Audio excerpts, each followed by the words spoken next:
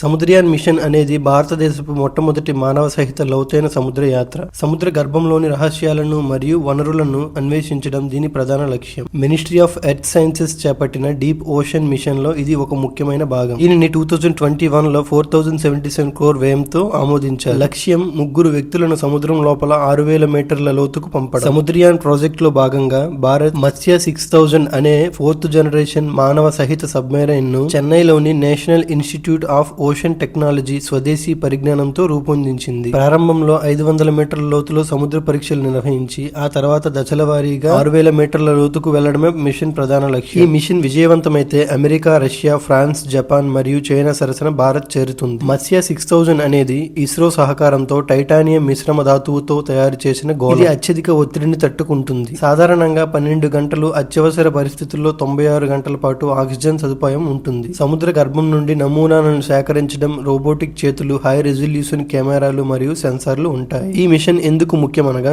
ఖనిజాల అన్వేషణ, సముద్ర అడుగు భాగంలో ఉండే మ్యాంగనీస్, నికెల్, కోబాల్ట్ మరియు రాగి వంటి విలువైన ఖనిజాలను గుర్తించడం. బ్లూ ఎకానమీ, సముద్ర వనరులను ఉపయోగించుకుని దేశ ఆర్థిక వ్యవస్థను బలోపేతం చేయడం. సముద్రంలో ఉండే జీవ వైవిధ్యం మరియు సముద్ర జీవుల గురించి అధ్యయనం చేయడం.